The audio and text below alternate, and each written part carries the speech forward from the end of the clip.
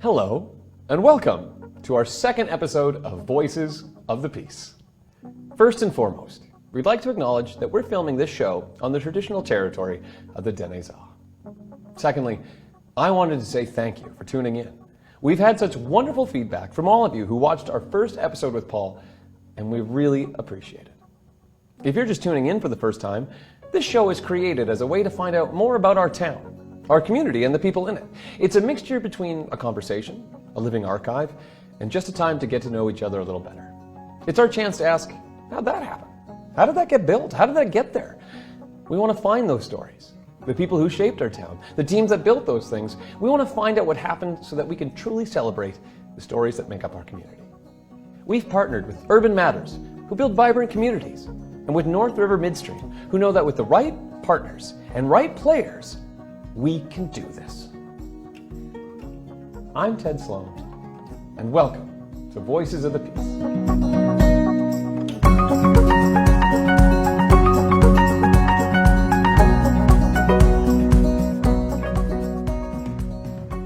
Our second guest is someone whose work you've probably seen, but you might not have realized it.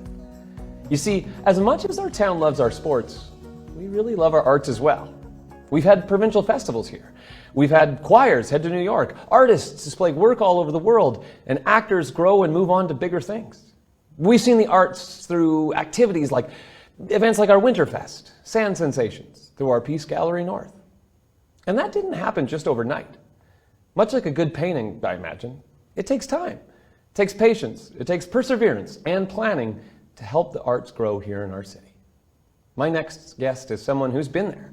They've had that patience, they've had that perseverance, and they've helped to plan and grow the arts in Fort St. John. Somebody who's taught me personally a lot, and that would be Margaret May. Margaret, thank you for coming onto the show. How are you today? I'm really good, and it's a pleasure to be here. Oh, I know excellent. our paths have crossed over the years in different projects. So, Well, and you were mentioning off camera, I'm glad that I actually get to interview, because usually we work behind the scenes, so now you get to be in front. So yeah, and as I was saying, that is my comfort level to work behind the scenes. I'm very happy to be backstage. And well, I'm honored that you're here. I really enjoyed when I reached out and you said, yes, I'd love to do that. So my first question is, I've always known you in the arts. We've crossed paths at the Cultural Centre. I've looked and I've seen your art around the world, or around the city. How did you get started in the arts? well, I mean, it really goes back. I think for everybody who's involved in the arts, it just starts, as a child. And I did participate in festival. I'm involved in festival now, and I did participate in festival when I was a child. As I think I mentioned in my answer, played piano, not particularly well, but it gives you a basis. And then I sort of rediscovered my involvement in the arts through my children.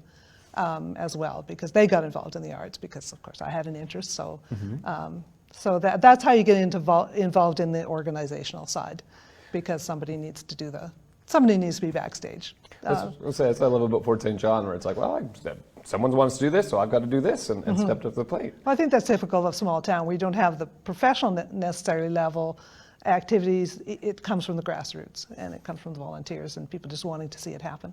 That's really true. I feel bad asking this. Are you from Fort St. John? I am from Fort St. John. Really? Born and raised. Yeah. That is not going to say when, but yes, I mean, except for the going away to university, I've basically lived here all my life. Well, that would bring me to another question I asked you. I remember, so I always remember the Cultural Centre being here, and I always remember there being a musical here, and I always remember, there's things that I just have grown up with.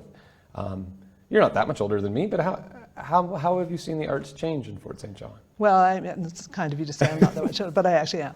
But I mean, obviously, hugely, and the Cultural Centre is a good place to start, because I remember well when they were building it, a lot of people were grumbling and complaining about the Cultural Centre, and I'm involved in the board of the Cultural Centre now, because I'm probably extra passionate about the Cultural Centre, because when I did festivals as a child, I did it in a high school gym.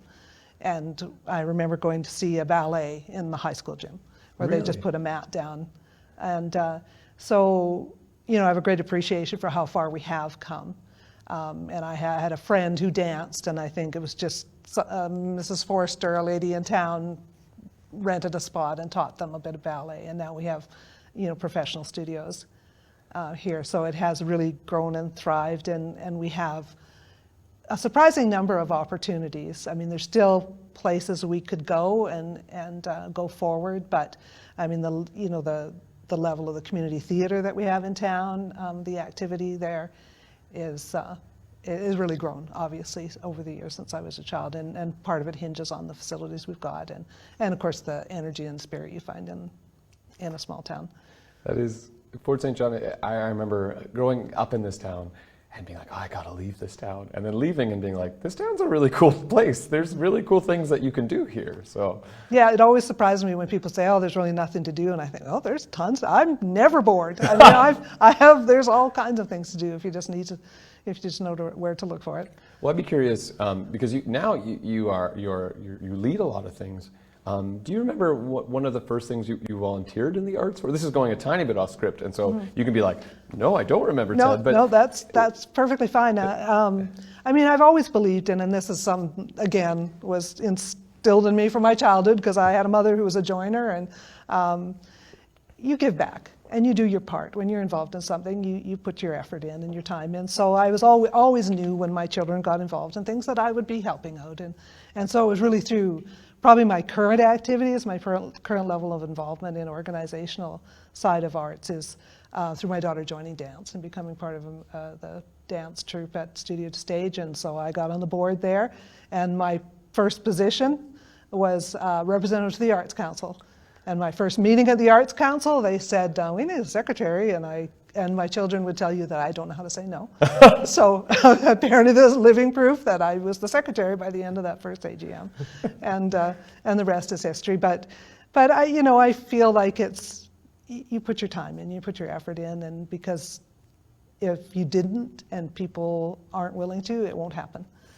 Well, that was, to tell a tiny story, I remember when I started becoming an actor, I thought it was so strange. I remember my first professional gig, I started mopping the stage, because here you do that. Mm-hmm. You walk up, you paint, you mop, everything. And I remember getting in trouble because they said, oh no, that's this person's job and this person's people to job. Do that. Exactly. Right. And I went, but in Fort St. John, everyone just does everything. Well, in Fort St. John, you're the people that exactly. do that.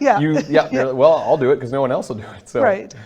That's, this town is quite fantastic.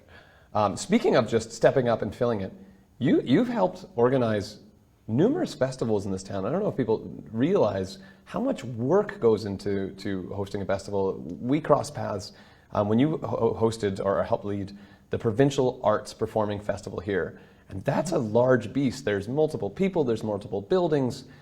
What is it like to organize that? It was daunting, but kind of inspiring too. I mean, it grew out of, again, being involved with the local festival, which, we'd been a part of for a while.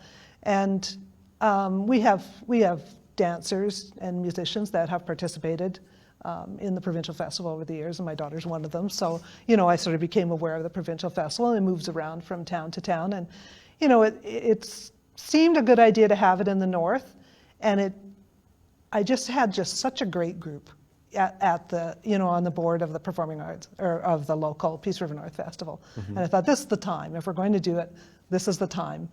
And so we applied to hold it, and it was challenging. Of course, there's some areas that I don't feel very knowledgeable about, very strong. I was very confident we could run the dance side, because we have some really excellent people. But doing music at that level, because it's a very, very high level. But we got a lot of cooperation. I mean, the church has stepped up we were all willing when I approached them to, sure, provide a venue, and every single one of them has a grand piano. Who knew? Like, I had no idea we had that many grand pianos in town, but we do. And so I mean, I had my share of qualms and my pre-event nightmares that I always have, where you're dreaming that you've done absolutely nothing. But in the end, it was really rewarding. I mean, we felt they were very happy. We got a lot of compliments from the provincial board, and so it was very satisfying to see it, and of course to bring that level of event to town. I think there was about 450 musicians came to town with their families and performed in about 12 venues all told, and so we needed a lot of volunteers, which we got, I certainly don't regret having taken it on, and I look back really fondly to that event. Well, do you have, when you're organizing, are you able to take a minute and just sit and appreciate it? Like I was very lucky once I got to help run a theater in Vancouver, and there's a very large theater, and at one point a wiser, older head, it was in the middle of opening night, and they just said, you need to sit in that chair for 5 seconds. And I was like, why? And they said, because you need to appreciate what is happening, this amazing beast that you've helped organize. When you're organizing, do you get a chance to sit and reflect, or is that something that happens afterwards? A little bit more afterwards, but I found with the festival, it sort of, we were starting to relax a bit as it went on. Mm-hmm. And so we got to enjoy the concerts. I know a couple of my fellow organizers were hunkered out the back of the theater with some of the candy that we provided for the adjudicators. So we were sitting back there eating candy, enjoying one of the concerts. So we did, I think we gained a little confidence as the festival went on, and we realized it was going well. And because I had to laugh at the end of it, the president and the executive director were saying how much they enjoyed our festival, and they said one thing we liked about your festival was it was just so relaxing.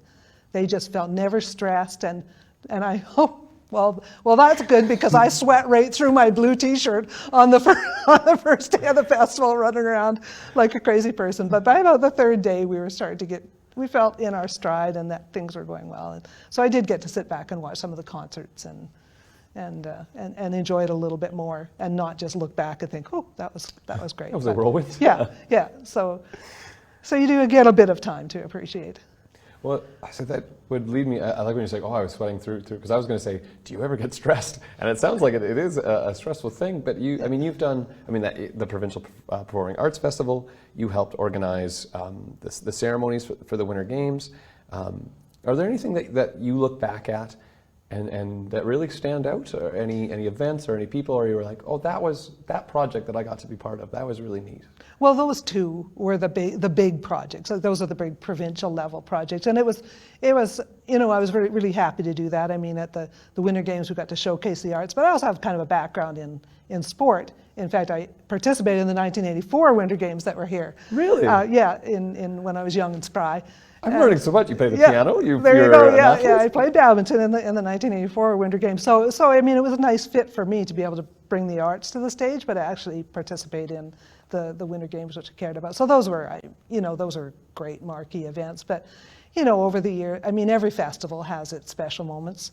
When you're watching your children, of course, is always great. And just some of obviously the High on Ice Festival was big. I was more peripherally involved in that, but it sort of helped. Like in the first one, or it was initiated by the Arts Council, the High on Ice Festival. Yeah. I don't. Yeah. I just take a wild guess who pushed that one. It sounds like it was a Sue Propinski project. Kind of Sue, and also Peter Voglar was really involved in kind of guiding us through that. Okay. So that was an Arts Council project, and it sort of grew over the years, and the city then took it over. So that was big, and also just the setting up of the Arts Post, which is where we have our offices, and we were able to provide space for the Potters Guild to revive, because it had been kind of on hiatus for many years after the program at the college closed down. So some things like that I think are really special and kind of important to the community.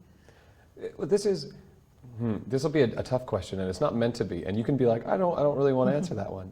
So I grew up playing hockey in this community, and then I discovered the arts. And the arts, I chose to take that career because it's amazing. You've put a lot of effort in growing in the arts in Fort St. John. Has it been hard to push the arts, or has it been, it's been neat hearing you talk about, we went to a church and asked, and they said, yes, please use our piano. It sounds like this community, sometimes people are surprised that we have such the artists that we have, but it sounds like if you peel back the cover back, or even if you look at the High on Ice Festival, the arts is thriving in this community, or is at least it's very present. The arts is thriving, but it faces a lot of challenges too. Any nonprofit, there's always the money issue, always that endless fundraising, which I absolutely hate doing. But those things. There is.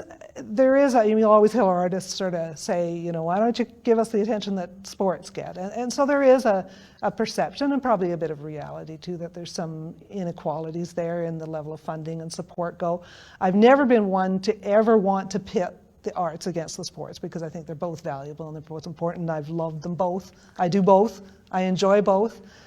Sort of got more into the organization of arts possibly because it, seemed to be a bigger need there. And also, again, the sort of just chance is a lot has to do with it. Like my kids got into the dance and into dance, and so I got involved. But I think both are very valuable to the community. I think the arts sometimes get a little bit short shrift and don't get necessarily valued as they should. I mean, whenever there's cuts, it always seems to be to the arts, in schools as well as communities as a whole, which I think is very short-sighted, because you see the value of sports to children as they develop can't hardly be measured, really. Well, and I love that you say that because your children. That was one of my favorite parts about the games is the arts and the games coming together, and we got to celebrate both, because both, both are such a wonderful way to express yourself. And they're both, when I teach my drama classes, my drama kids, we teach you have to be an athlete, and then I teach my athletes, and I say, well, you've got to also be aware of yourself as an artist, and you need to be creative as well. Yeah, it really rounds it out. Well, and they do overlap. You look at dance, which is very athletic, and you look at figure skating, which is considered a sport, but is an artistic aspect. We've always thought, kind of the Arts Council, when we talk about our mandates and everything, you just want to foster exercising mind, body, and imagination. So, that comes out of sports and arts. And so it's all important. It is. So, sometimes we feel we have to push a little harder to get that, to get people to see the value of, but, just involvement in the festival. I go to the festival and see, I think we have about 600 young people all told that participate in the festival. And probably, this many of them are going to be professional artists, or maybe some will pursue it, but maybe not. But they're all getting a valuable experience of presenting themselves, building confidence, getting out in front of people, achievement of, pursuing something and seeing it come to fruition. So it has just that intrinsic value. And arts, of course, is something you can do after your knees give out. So that's very true. As I'm getting a little bit older, I'm realizing, things start to hurt, so I'm gonna be more creative. The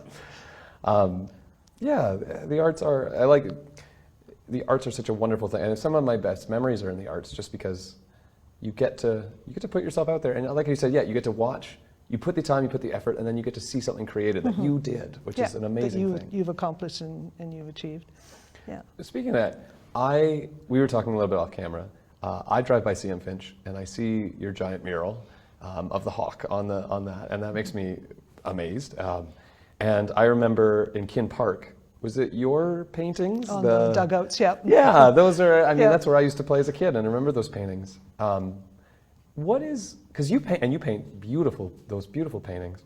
I guess my two questions is one, what draws you to painting? And my second question would be, how do you paint something this big compared to something this big? So what do you really like about what draws you to art? I guess I just always have, and then I discovered I could. That I had a bit of an eye, so it seemed to be something to develop, and I just love the process of seeing something evolve and seeing it come to life. And circus, sometimes it works out better than others, and sometimes it sort of takes a life of its own a little bit as you go forward. But I do enjoy that process of just seeing it emerge. The mural side, I got into just a little by accident by somebody who knew that I could paint a little bit and asked me to do the mural in the gymnastics club when it used to be in the pool. Yeah. So that was my first big project. And on the other side, I'd worked on canvases and things like that. The big project, there's some techniques. You have to plan a little bit more to do a big project, like use a grid. I use grids to draw it out, because of course when you've got your nose up to a 100-foot mural, you can't see what you're doing. You can't see how it's going to look. And when I did the one at the gymnastics, I would work all day, and I would go across to the other side of the floor and go, that didn't quite look the way because you can't really see. So the planning and the plotting of it is a big part of it. Well, out of curiosity, Because I don't know, how long does it take to do a mural? I know that it would depend fully on the size of the thing, but are we talking, I wouldn't even know how to guess. Yeah, the gymnastics, that was a matter of months. Okay, months? Yeah, so, because there was a lot of detail there, and of course it depends how much time you've actually got to spend on it. So it can take a number of weeks. I mean, I've done I don't know if you recall some of the work I've done for Stage North. Yes. Because I actually did the backdrop for Taming of the Shrew. Yes. Which was, and those would typically take probably a month of going in and painting. And it would depend again on the size, whether it was 2 sides or one. Mm-hmm. So, not necessarily putting full days in, but a few hours a day yeah. Does it get frustrating? Like when you're I know that when I'm working on a monologue or something like that, there's like the gers and the uhs and the frustration part. Do you get frustrated painting, or is it? Oh, it can. Yeah, it can, because there's times when it's not working. It's not working for you. I just went through a little process where I was trying to get back to doing some small canvases, because I spent many years doing a lot of props, a lot of backdrops, a lot of because for the dance society, I'm the go-to person at my daughter's dance troupe, and so you're painting a lot of stuff just to look like stuff, and sort of I started to know that I can do that. But I went through a project of trying to do some scenes where I brought in a looseness and a life to them that I hadn't really explored for a while, and there's a pretty thick layer of paint on those canvases, because it just wasn't quite happening the way I wanted it to. And then there's other days where it just falls into place, and you just paint, and then that's so satisfying. Do you keep your paintings? Do you ever I keep my canvases. Okay. Yeah. That's I guess I. Before we went on camera, we were talking about the process of having to redo, because those backdrops I did for years at Central, their musical, I did the backdrop, and so the first thing when you go in is to paint over the old one yes. from the year before, and I'm pretty sure some of the Stage North ones I've done are just on the same sets, and just painted over. If I'm lucky, somebody else will do that priming for me. I can come in with a blank slate. When you did your first, I'm just realizing how many different mediums you've painted on. When someone said, "Hey, can you please paint for a theatrical thing?" Did you get nervous at all, because then it would be seen by large crowds, or I guess did you get nervous the first time someone said, "Hey, Margaret, you're good at painting. Can you do this for us?" There's a little stress level that because of course you're trying to do somebody else's vision too, and sometimes that can be a challenge when you're trying to please somebody else has a vision of what they want their backdrop to look at, and of course you got an idea from what they've given you, but are those things going to mesh? Is a bit of a challenge. Yeah. I worked for a number of years for Peter Vogelaar when he was here and ran Rainbow Sign Company. And Peter's always has a real can-do attitude. Like his idea, people would ask him if he could do something. He'd go, "Sure." And then he'd sort of come back to the shop and go, "How are we going to do this?" So, he hadn't really done it before. And I think, okay, I just got to go into the attitude. There's nothing that can go wrong that a bucket of paint and a roller can't fix. So you can always start again and go back. You have to, sometimes I'm a slow starter. I sort of look at that canvas and I'm a little nervous about putting those dabs, and I do a lot of sketching and a lot of laying out the grids and a lot of fiddling around and a lot of stalling, and then, but once you plunge in, then I guess it's sort of like performing too. A lot of nerves going forward, but maybe once you plunge in, it's... Then when they say go and the lights come up, you're like, well, we're in this now. Yeah, so then you're doing it. And I guess it's a little bit, of course, the benefit for us is that nobody's watching. You're just doing it in a private room. Though I can't imagine, the art that you do, I would rather stand and MC than try, because it's just exquisite. I'm at a side note, when you're saying with Peter and signs, is there a lot, well, I guess twofold. One, do you drive around ever and go, "Oh, that's my work"? Like when you do drive by places that you've painted on murals at, do you have works, or do you know people who have works all over the city? Is that a fun thing to go, "Oh, I know how that got there"? Or? Yeah, it is, of course, to have that. And then, of course, with your own, of course, it can go both ways. You can go, yes. I did that. I'm really happy with that. And the other ones are, "Oh, geez, I really feel like I needed another week on that one." But, yeah, so, you're always, it's a big thing. I think with any artist of any medium probably is just knowing what to quit to. You always feel like you can do just a little bit more and make it a little bit better. That's the hardest thing is, okay, I put in enough time. I put in enough time. This is what I do. Yeah, I have to be done now. But there's so many questions, but I want to make sure I'm spreading. The artist community in Fort St. John, I didn't realize how many artists we have in this city until I started talking to them. It sounds like this, and by artists I mean fine artists too, it's really neat. You start talking, when I talk to you, and then I would go notice, we do have a lot of people who like to create, draw, paint in this city. We really do, yeah, and it was one of the best things when I sort of accidentally joined the Arts Council was that every meeting, we have a monthly meeting and we have reports from all the member groups that come in and talk about what they're doing. And that was a big eye-opener for me at that time. And you know, and I'd lived here for a while. It was, you know, you'd think you'd know, but I didn't. And there's so much going on behind the scenes because a lot of the groups are just working away for themselves, and then some of them, of course, are more front-facing, like the performing artists. And but there's a lot there. There's a lot out there, and there's a lot of people enjoying the arts for a whole bunch of different reasons. You know, there's people, you know, pursuing it more as a profession or as semi-professional, and then some people are just doing for the fun of it or the social side, or you know, just keep themselves busy, and it's all valid. It's all good reasons. Yeah, and the thing that I found, and again, you would know more, is as a teacher in the city, it was so neat because I threw open my door once. I was like, I need help, and everyone came running. And I have found in the few times that I've had to reach out to an artistic community and go, I need help. It's neat to see people reaching out and helping in this town and just going, oh yeah, this is how, or oh, do you need help there, or you could try it like this. Like it seems from the outside, if you need help, or if you need a teacher, or if you need something, someone might not know how to do it, but they also know someone who might. Like people seem to reach across because really there's well. that connection, and that's why just the interconnectedness is so nice. Like you were commenting before, of seeing the Winter Games having artists and athletes coming together to present the opening ceremonies and the whole thing. Everybody coming together and working together and helping out where it's needed is kind of inspiring to see, and it's maybe something you see in smaller towns, because if you don't do it, it might not happen.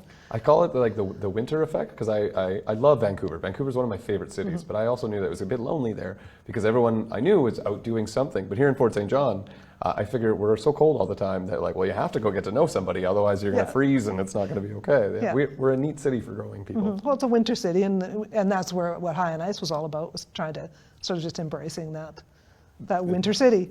Well, and you can say, oh, I'm not so sure of it, but like, how did High on Ice get started? Because like I said, I just remember going to the ice slides, and I remember all this. I remember going to it, but I don't ever really remember the first ones or the formations of it. It may have started with Peter, because after he moved away, he got involved in doing snow sculptures and ice carving and everything, and then having conversations with Sue, and because there was a connection there, and just this is something we could do because we are a winter city. So why don't we try and bring, in a small way, bring some ice carvers to town and hold a competition, and then it just grew from there.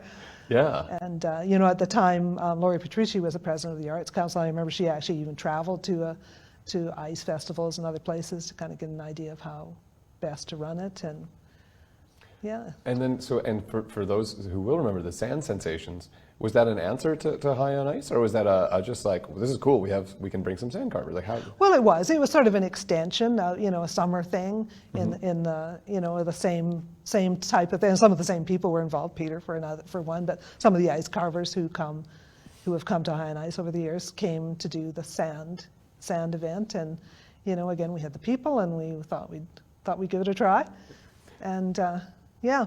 And it was a great event. We just find, like, as an arts council, we don't necessarily have the capacity to continuously organize big events. We hope that somebody else will sort of take that and run with it. Mm-hmm. But it was good while it lasted. It was pretty neat. That was happening when I was going back and forth from school. And there's something really neat about leaving the town and then coming back and going, whoa, that's really cool. There's a sculpture. Someone did that. So. Yeah. Awesome. I have lots of questions. I want to make sure I ask all the right ones. I've asked how you got involved. Did you have any mentors or people that you went, hey, like, we've talked a bit about Sue. Sue Popskew is, I mean, she's one of the reasons for the show, because I didn't know half the things Sue did until we read about what she did. Have there been people who you've looked up to, or trailblazers that you went, you know, this person was really important to the creation of arts, or just this creation of the city? Has there been anyone like that you would like to highlight? I mean, well, certainly Sue was the primary one in terms of, you know, arts administration and just coming into it with a good attitude and, you know, looking for things that need to be done. And I've already mentioned Peter. So, you know, over the years, not to single out anybody, but I've been on some great boards full of great people that were just doing the work because it needed to be done. They're not looking for any accolades, not looking for any glory, not looking to, you know, to get even thanked particularly. They just thought it was important, and they came forward to do it. And that's a lot of the boards on the Arts Council and the festival. We've had, you know, and on where I started in the Dance Society, just a progression of moms, you know, that would step up because it needed to be done, and they wanted to support what their kids were doing, and just did it.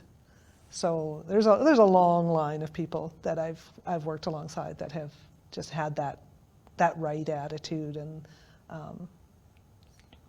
so that's always inspired me to see people going into it, getting the work done. And, you know, as I said, that board that I had going into doing the provincial festival, they're just a group of people that I knew that I could trust, I could work with, and we work with a lot of good humor, and you know, there's really nothing that can go wrong that you can't fix or cover up or something. And a little bit of paint and a roller. The bucket of paint and a roller. So I mean, without singling anybody out, it's just a lot of people have supported. Well, it's come up a lot in this conversation that this city is really good. This city has a great attitude of, someone wants to do something, how do we support that person? My kid wants to dance, all right, I'm going to give back and I'm going to try this. And when you're saying me and a bunch of moms, I know when growing up, my mom, my dad, we needed costumes, they made costumes and things. And I think one of the neatest parts of this town is sometimes people don't know what they're doing, but they do it anyways. And that's not a negative comment. No, they find a way to do it. Yes. They find a way to make it happen. And I know I've always felt that on every board you have people that have their strengths and weaknesses. And especially if you're moving into leadership role, you don't ask the people to do what they're not good at. You find what they are good at and point them in that direction, and you recognize what you're not good at, and you hope that somebody's there to sort of pick you up and run with it, and usually you get that nice mix and people working together and kind of having each other's back. Was the total is greater than the sum of its parts. Yes, quite often, and that's the case on a lot of these volunteer boards. Well, and I find the boards are really good at what you were mentioning early, the can-do attitude, where I feel like sometimes some of our boards sometimes accept something and go, how do we do that? And then someone goes, I don't know, let's try this. And then, it's a wonderful thing. And what you mentioned there, having the good humor of going, well, and that really helps give the oil to the machine to help things happen, it seems. Yeah, I think so. And it is inspiring to see. And it sort of, I mean, there's times when I would sort of look at Sue and I think, you get all the flack that she got because she was so much out front, and I think, how do you keep going? But she did, and she always did, and so you did too.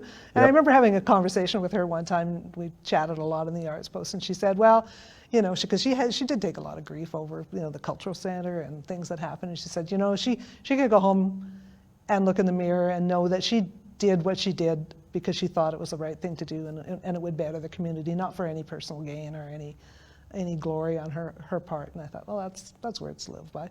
Yeah. When you're trying to help, build a community, and so try to think of that. Yeah, I miss Sue. Yeah, we all miss Sue. And we're trying to push forward some of the things that she did. Like we were chatting a bit before about the feasibility study we're doing for maybe someday having a creative hub that we feel like would complement the cultural center. The cultural center was always meant to be a presentation space, but Sue always said, well, you need a place to build the widgets, not just where to show the widgets. Like part two. So that's something that we're conducting a feasibility study now to maybe move forward on that. And yeah, there's always room to grow, because there are, talking about the difficulty there are still challenges. There's challenges of space. There's always challenging challenges of funding and people having an atmosphere that will encourage professionals to come into the community and where people can stay and practice their art instead of just having to leave. Well, that's been something that I've really noticed. Again, you're not that much older than me, but has it been neat watching people grow, go, and then even just visit and teach? Like I think of, there's a few actors from this town, and I just speak of acting because that was the profession I was in. I didn't quite realize how many people had gone through Fort St. John, left, and then came back and taught me. And that was really exciting to see. Not only can we grow amazing people here, but watching the people come back and help. Like, has it been neat to see some people go through and then come back? It is, yeah. I mean, because for some things, people are going to go away to the city, but to sort of that they have that pull to come back and give back and share what they've done it is pretty neat, and it's inspiring to see. Well, on a second note, thank you for being inspiring. I mean, we talked a little bit about it before. Being a young person in the city who was able to be more in the arts than sports, and not, I think you said that really well, not pitting sports and arts against each other. Sometimes as a young person, you're like, do I have to choose both? But realizing that the two go together, I wanted to say thank you, because you've helped create a lot of space for people to grow, to thrive, to come and perform in our city. So thank you for all the work that you've put in. Well, I hope so. I mean, it's been a pleasure, and it is rewarding to see it. I've always said too that when people talk about, getting on boards, getting involved, don't get on it because you want to be on. Because otherwise you'll always be disappointed. You'll be disappointed because some other people don't pull their weight. Or you'll be disappointed that people don't, support what you're doing as much as you think it deserves. Get involved because you think it's valuable. Organize a festival because you think it's worthwhile, and then it's an important thing to have in your community, and you'll always kind of feel rewarded at the end of it. That's a great, yeah. So, thank you. That's a great thing to live by too. Yeah. Not saying I'm 100% always. So you're dropping lots of wisdom here. I'm just going to write some of these down. Yeah. I mean, we still have parking lots to complain about, right? You go out of you stand in the parking lot and complain, but for the most part, you go into it with that attitude because you think it's worthwhile and you think it's important. And Well, I'm going to ask another question, because I didn't realize that you are not only, you organize here, but you organize province-wide as well, or you're part of the larger foundation, you're part of the performing piece. Did you find that skills that you learned here in Fort St. John have helped you in larger boards as well? Just thinking of people who are going, I want to step here and I get to go here. Has it been a neat stepping stone to help you if you wanted to? Yeah, I mean, it very much does, overlap with I'm pretty sure I got onto the provincial board because they were so happy with the way the provincials went here. So I'm actually the president right now of Performing Arts BC. Congrats. And I've had the pleasure of presiding over one counciled festival and one virtual festival. So it's been a bit of a bummer, but we're fingers crossed we might actually get a live festival in. We're supposed to be in Cranbrook next year, but yeah, definitely we bring your skills from. And I always felt like you asked at the beginning, you join because you see a need, and then you sort of learn at the feet of the people who've been there before and know what they're talking about, and then maybe develop some ideas of your own and step into a leadership role, and sort of grows. You grow with the position, and I've actually really enjoyed my time on the provincial board. It's been, again, a little disappointing because we haven't met in person since Welcome 2019. To the board. Here's a screen. Yeah, but learn to use Zoom. But still, it's been really interesting and rewarding, and it's a great organization. And we do have the local people that have participated over the years. And well, I like what you said there too, just that's the neat thing about boards is you enter here volunteering, and you learn, so you get to learn a little bit up as you go up, and it's neat because there's two parts to that. One, not only are you learning about what you're supposed to be organizing, but in hearing a little bit too, you also get to know the people, and you get to get lifelong friends that way. And when you do volunteer at things, it's you've gone through an experience, and it's fun. You have that shared experience with them. So now you're not only are you learning about what you are, you have friends, you have people, and you might find those friends who stick with you for a very long time, which is another benefit of helping to be part of boards and organizations and volunteering in anything. Well, that's definitely the case. I mean, when you put your children into activities, and my daughter joined dance, I thought it would be good for her to learn to, again, the whole thing, presenting herself, and then she would make some nice friends, which she did. But I've had some nice friends too, like because you bond as, all the mums and dads are together on the board and doing fundraising and traveling together. So yeah, I mean, it came back to me tenfold when you think you're doing it for your kid, and it comes back to you too. Well, that's something that I didn't realize until my mom. I remember, and God bless my mom, I was in an organized sport for a while, and then I said, Mom, I'm just too busy. I don't want to be part of it. And I love my mom. She went, oh. And I went, it's a strange reaction. She said, I'm going to miss my friends. Yeah. And then we did realize, Mom, it's a small town. They literally live about 6 blocks out. Yeah, so you can still be friends. Yeah, exactly. But it's so easy when you're just going to and the same, my kids did sports as well. That you're sitting in the bleachers cheering for your kid and then chatting to and that's, you just thought you naturally meet there. So it is very true. I never realized, parents have lives too, and they become invested. It's such a cool thing. Yeah, and it does draw people. I mean, some people get into the arts and sports just to make those connections and as a sort of a social outlet. That's been, as I say, interesting in my work through theater, getting to know different. That's how I've got to know people, because this common thing draws you together, and then you get to know people that way. It's fantastic. Yeah, no, it is. It really is. Well, thank you. Did we miss anything? I don't think so. No. I've learned so much about you, Margaret. Okay, well, that's good. I'm going to take you on in a badminton game. But thank you. And I mentioned my knees, right? Yes, good point. Yes. I still try to keep my hand in a little bit, but it's not moving as quick as I used to. Well, I look forward to our chats, and I look forward to working with you again sometime in the future. I hope it's either if it's virtual or not virtual. I really appreciate it. Yeah, we all hope it's sooner rather than later when we're back in person. Yeah, the novelty's definitely worn off the whole. I mean, it's been a learning curve. I keep saying I've learned a whole bunch of skills that I didn't have, and I hope never to employ again as long as I live. So, yes. And virtual festivals are one of them. But speaking of festivals, is there? Looking at and shaking the 8 ball, is there a festival happening this year in Fort St. John? There is a festival happening this year. Do you know when? Is it It's in April. Okay. We don't know exactly what form it's going to take. Okay. Just like last year, we sort of started the year. You say you plan you hope for the best and plan for the worst. And so we ended up doing a virtual festival last year. So we basically sat in the arts post with our computers and our videos and presented our festival that way, and it actually went as well as you could hope.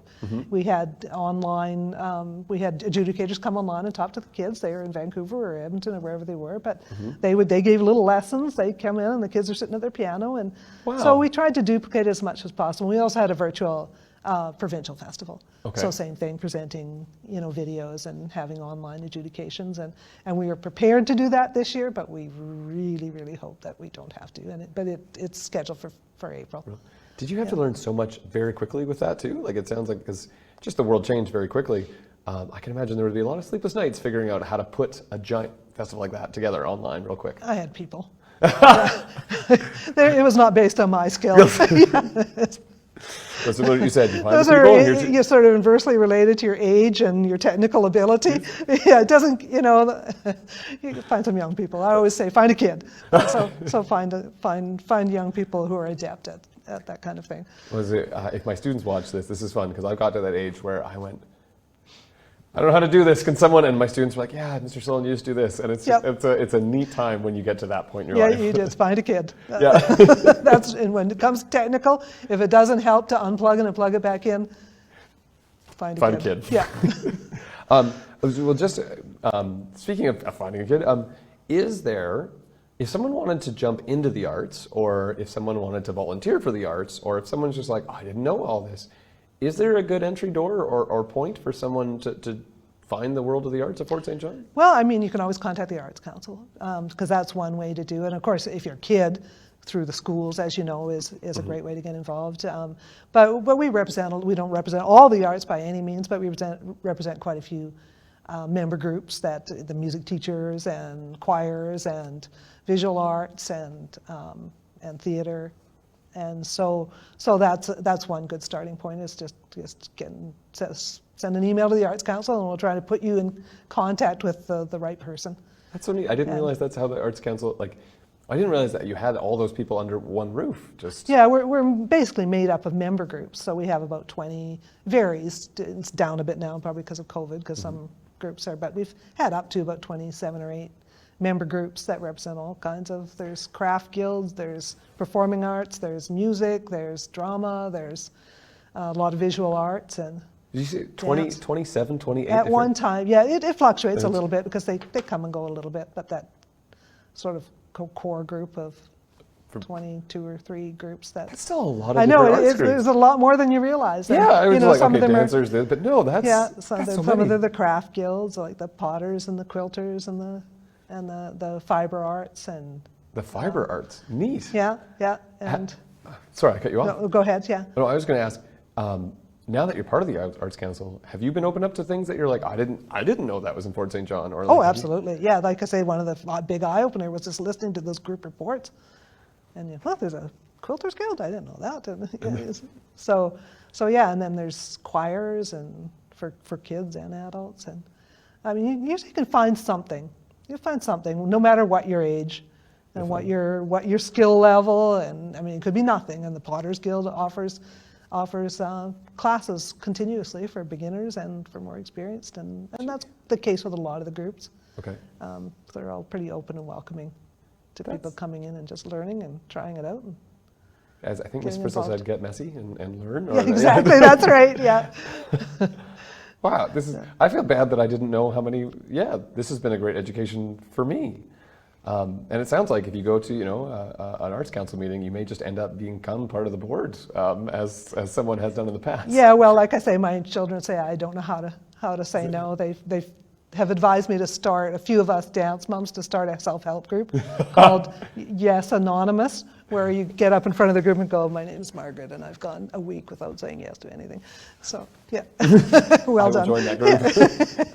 But no, it's all very rewarding, and yeah, there's a place for it. That's the nice thing about small. It's easy to get involved, and people are glad to have you.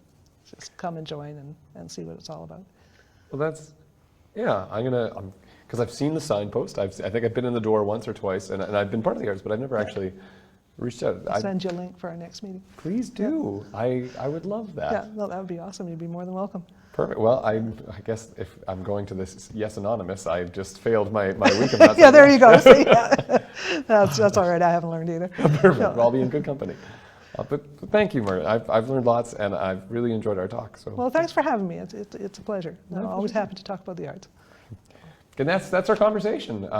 If you have questions or anything like that, reach out to the Arts Council is a great thing. Or as always, wherever you're watching this, you can leave a comment, or you can find me. A lot of people have reached out and said, Ted, I'd like to suggest someone or something like that. Yeah, you can always talk back to the show, and we would love to hear. Thank you for tuning in for Voices of the Peace, and we'll see you next month.